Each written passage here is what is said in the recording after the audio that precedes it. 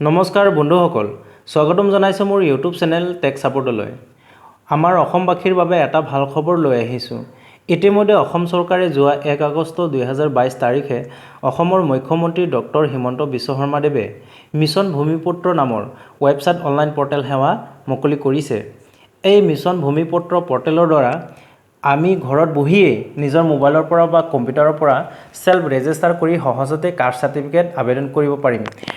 আমি কেনেকৈ ৰেজিষ্টাৰ কৰিব পাৰিম আহক এই ভিডিঅ'ৰ দ্বাৰা সম্পূৰ্ণকৈ জানি লওঁ। ভিডিঅ'টো আৰম্ভ কৰাৰ আগতে মোৰ এই নতুন চেনেলটি লাইক কৰিব, শ্বেয়াৰ কৰিব, লগতে নেক্সট ভিডিঅ' পাবৰ বাবে ছাবস্ক্ৰাইব কৰিবলৈ নাপাহৰিব। এতিয়া বলক ভিডিঅ'টো আৰম্ভ কৰোঁ। আমি আবেদন কৰাৰ আগতে জানি লওঁ কোন কোন শ্ৰেণীৰ লোকসকলে বা কোন কাষ্টৰ লোকসকলে আবেদন কৰিব পাৰিব।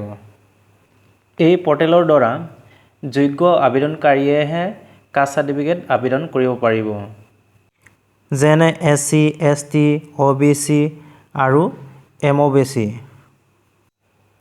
আবেদনকাৰীসকলে 30 টকা মাচুল ভৰিব লাগিব আৰু আবেদনকাৰীসকলে জমা দিয়া তাৰিখৰ পৰা 30 দিনৰ ভিতৰত নিজৰ পৰ্টেলৰ দ্বাৰা ডাউনলোড কৰি ল'ব পাৰিব।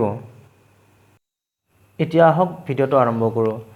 মোবাইলৰ যিকোনো স্ক্ৰীনত বা ডেস্কটপ আইকনত গৈ যিকোনো গুগল ক্ৰম অ'পেন কৰি ল'ব আৰু টাইপ অপশ্যনত টাইপ কৰিব মিছন ভূমিপুত্ৰ।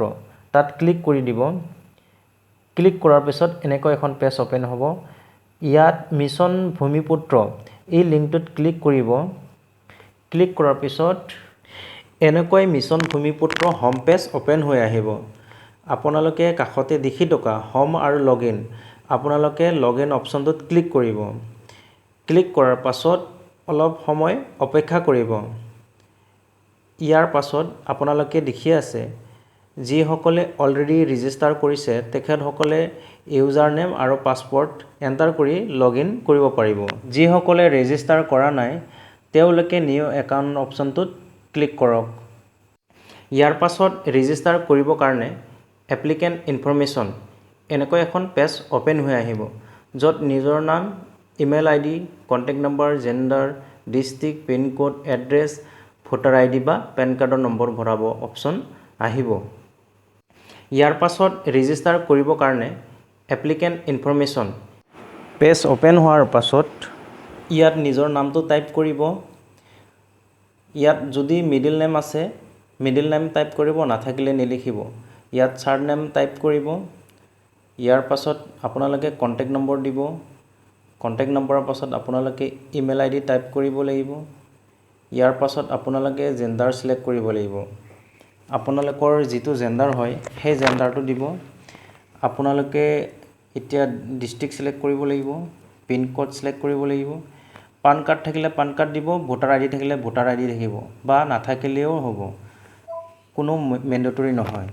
আপোনালোকে কিন্তু এড্ৰেছটো ফিল কৰিব লাগিব। আপোনালোকৰ যিটো এড্ৰেছ হয় সেই এড্ৰেছটো টাইপ কৰিব। ইয়াৰ পাছত আপোনালোকে লগইন ক্ৰিডেঞ্চিয়েল, আপোনালোকে লগইন কৰিবৰ কাৰণে আপোনালোকে ইউজাৰ নেম আৰু পাছৱৰ্ড বনোৱাটো জৰুৰী। সেইকাৰণে আপোনালোকে নিজৰ ইচ্ছামতে আপোনালোকে পাছৱৰ্ড বনাব বা ইউজাৰ ID বনাব আৰু ইউজাৰ IDটো আপোনালোকে নোট কপিত কপি কৰি ৰাখিব। ইয়াত পাছৱৰ্ড বনোৱাৰ আগতে তলত দিয়া নোটটো চাইহে পাছৱৰ্ডটো বনাই ল'ব, কাৰণ সেইধৰণেহে পাছৱৰ্ডটো ক্ৰিয়েট কৰি দিব। সকলোবোৰ ফিল আপ কৰাৰ পাছত আপোনালোকে ৰেজিষ্টাৰ কৰি নিদিব। ৰেজিষ্টাৰ কৰাৰ আগতে এপ্লিকেণ্ট ইনফৰমেশ্যনটো এবাৰ ভালকৈ চাই ল'ব, কাৰণ এবাৰ ৰেজিষ্টাৰ কৰাৰ পিছত শুধৰণি কৰিবলৈ কোনো উপায় নাই। গতিকে আপোনালোকে ৰেজিষ্টাৰ কৰাৰ আগতে এবাৰ ইনফৰমেশ্যনটো ভালকৈ চাই লওক। তাৰপিছতহে আপোনালোকে ৰেজিষ্টাৰ অপশ্যনত গৈ ক্লিক কৰি দিব। অলপ সময় অপেক্ষা কৰিব। দেখা পাইছে মোৰ ইতিমধ্যে ৰেজিষ্টাৰ হৈ গৈছে। ইয়াৰ পাছত আমি লগইন কৰিবলৈ ক্লিক হেয়াৰ লিংকত ক্লিক কৰিব। এনেকৈ লগইন অপশ্যন পেজ অ'পেন হৈ অহাৰ পাছত যিটো ইউজাৰ পাছৱৰ্ড নেম হিচাপে ক্ৰিয়েট কৰিছে সেইটো এণ্টাৰ কৰি লগইন কৰিব। ইয়াৰ পাছত পাৰ্চনেল ডাটাবেছ পেজ অ'পেন হৈ অহাৰ পাছত দেখা পাব যে নিউ এপ্লিকেশ্যন ট্ৰেক এপ্লিকেশ্যন আৰু ডাউনলোড চাৰ্টিফিকেট কৰিবলৈ আহিব। ইয়াত আমি প্ৰথমে আবেদন কৰাৰ আগতে তলত দিয়া কি ছাপৰ্টিং ডকুমেণ্টছ লাগিব সেইটো এবাৰ চাই ল'ব। 1 নম্বৰতে দিয়া আছে এপ্লিকেশ্যন ফটো, আবেদনকাৰীয়ে ফটো দিব লাগিব। 2 নম্বৰতে আছে proof of date of birth, আপোনালোকে এজ প্ৰুফ হিচাপে birth certificate, Aadhaar card, PAN card নহ'লে এডমিট কাৰ্ড দিব লাগিব। 3 নম্বৰতে আছে প্ৰুফ অফ ৰেচিডেণ্ট, আপোনালোকে স্থায়ী বাসিন্দা প্ৰমাণপত্ৰ দিব লাগিব, যেনেকৈ Aadhaar card, voter ID, ration card নহ'লে গাৰ্জেনৰ প্ৰমাণপত্ৰ দিব লাগিব।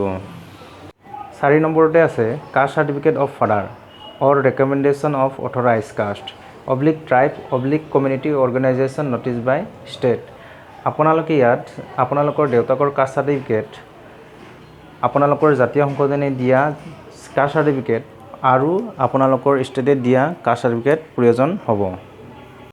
5 নম্বৰতে আছে এনি আদাৰ ডকুমেণ্টছ যেনে voter list, affidavit, exciting caste certificate etc। আৰু 6 নম্বৰতে দিয়া আছে upload scan copy of the applicant form, আপোনালোকে ইয়াত দেখি পাইছে এপ্লিকেণ্ট ফৰ্মখন স্কেন কৰি আপলোড কৰিব লাগিব। আমি প্ৰথমে আবেদন কৰাৰ আগতে আমি এপ্লিকেশ্যন ফৰ্মখন ডাউনলোড কৰি ল'ব লাগিব, তেতিয়াহে আমি এপ্লিকেশ্যন ফৰ্মখন ফিল আপ কৰি স্কেন কৰিব পাৰিম।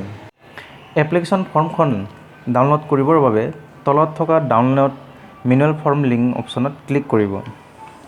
অলপ সময় অপেক্ষা কৰিব। এইটোৱে হৈছে এপ্লিকেশ্যন ফৰ্ম। এই এপ্লিকেশ্যন ফৰ্মখন এটাও খালী নোহোৱাকৈ ফিল আপ কৰিব লাগিব। এতিয়া আবেদন কৰিবৰ বাবে আমি নিউ এপ্লিকেশ্যন লিংকত ক্লিক কৰিব লাগিব। মই আপোনালোকক আবেদন কেনেকৈ কৰিব লাগে সেই ভিডিঅ' প্ৰচেছটো আপোনালোকক নেক্সট ভিডিঅ'ত দিম। গতিকে এইটোৱে আছিলে ৰেজিষ্টাৰ কৰাৰ সম্পূৰ্ণ প্ৰচেছ।